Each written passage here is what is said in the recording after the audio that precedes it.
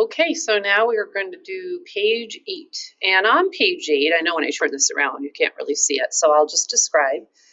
We learned 2 new notes, D, which is at the, like underneath the staff, kind of looks like someone took it and stuck it to the bottom of the staff, and C, which has a little line through it called a ledger line. And then we also learned half notes. Half notes have a stem on them, and they're empty like a whole note.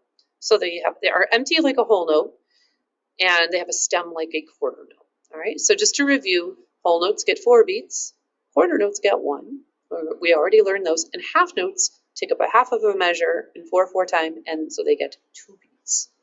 So we are going to start with number 15. We don't have any half notes yet on number 15, but we have our new notes D and C. So actually my music's over here. I'm going to turn my chair, and hopefully you can still see my fingers moving down.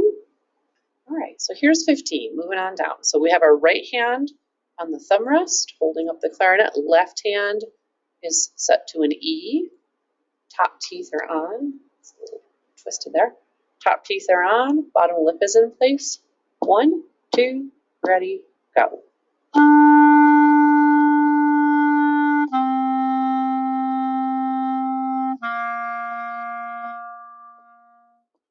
Two, three, 4.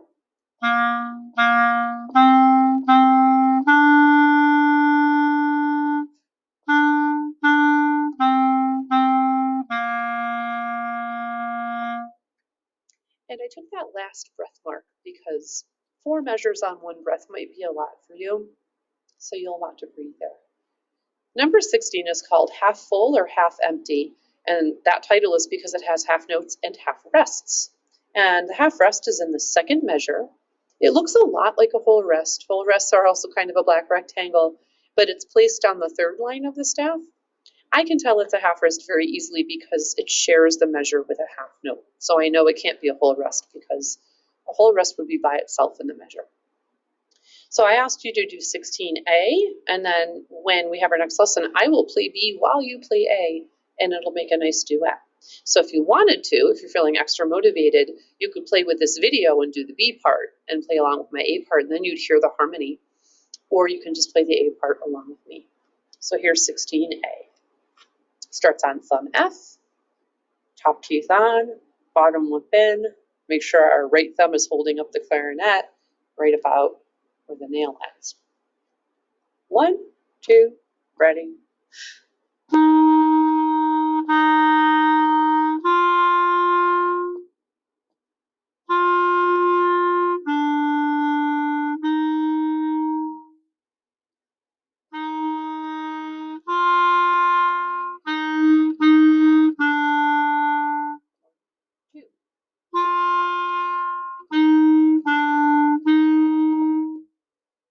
Some half rests, be careful of there. And when you have a half rest after a half note, think 3, 4. So it takes up beats 3 and 4. And if you have the half rest first, it's 1, 2. So now we get to 17. And some of you have already played this song, but we did it with my handout and just the letter names. So now we're actually reading the music, but it might be kind of easy because you already know the song a little bit. So this is Hot Cross Buns, starting on E. Make sure our right thumb is down on the bottom.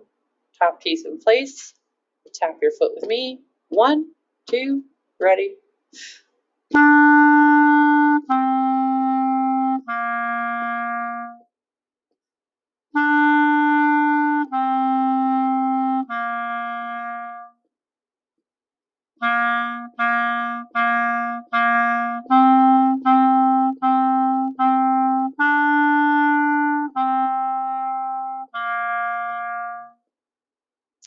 Take that breath mark, and I should have to demonstrate it.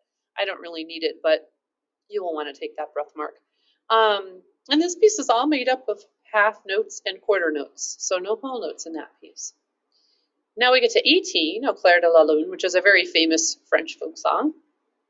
And this has quarter notes, and they change in the measure. So you might want to use the technique that I described in the lesson today where you name and finger notes. So I'll demonstrate that right now. If I'm learning a piece and it's a little trickier, what we'll do in school lessons and sometimes in summer lessons, and you can do this at home, name and finger like this. I can even sing. You don't have to necessarily sing unless you're feeling like you can match pitch. So C, C, C, D, E, D, C, E, D, D, C, rest, rest. And then you could do that for the rest of the song. That's helpful because it helps build brain connections between the note, its name, and its fingering. But you don't have the physical aspect of also trying to play it yet. So it's sort of like doing half of the task, which is really helpful to break tasks into pieces. You've probably done that in school or at home.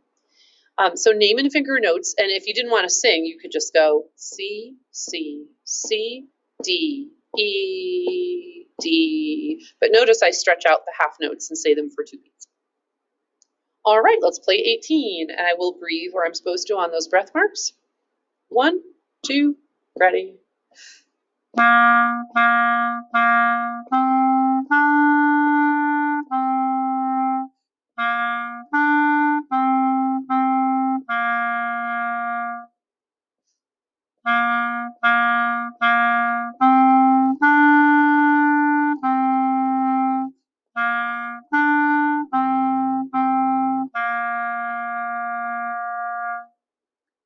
So that was all of 18.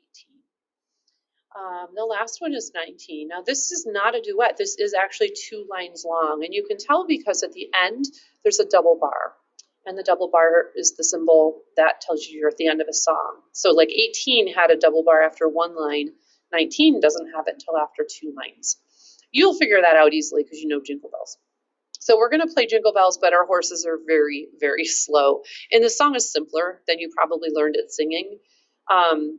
You may end up playing it pretty fast, like you know how it goes, but you're going to have to start slow to just get the notes at first. All right, I'm going to go ahead and play it. Then you're going to notice that the 3rd to 4th measure is a little harder, so this part.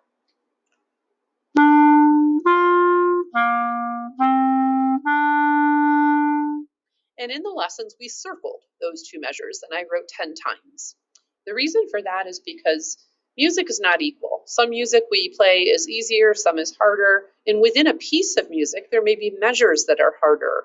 A measure is just a group of notes in the bar line. So it's about a measure and a half that I circled. And what I would do is name and finger them. E, G, C, D, E. And really the most challenging part is the open G directly to the C. So you could even just practice those 2 notes. And when you can do that, and it will take you a lot more tries than it just took me, then try maybe the first 3 notes. Then maybe try that whole measure and a half.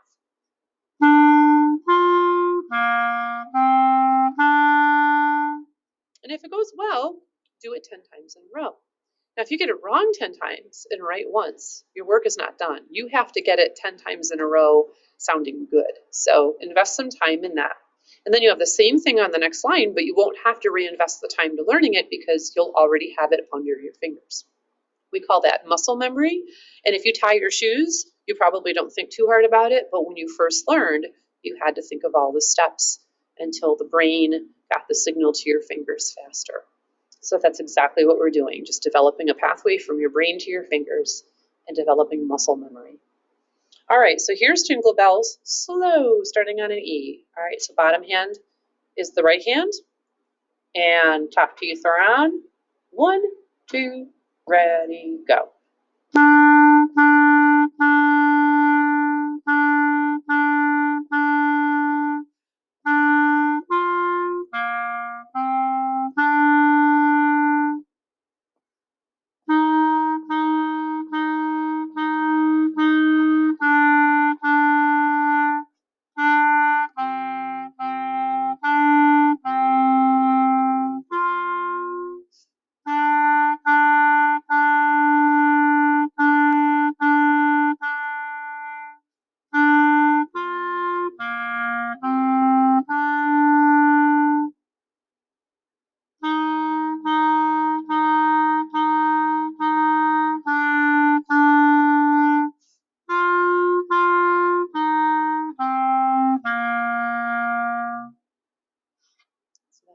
jingle bells. That's the speed we'll play it in lessons. But if you want to go like a speed demon or a maniac, you can, as long as you can do it cleanly. Don't go really fast and then mess up that hard measure. But if you can get it little by little faster, you might be able to go.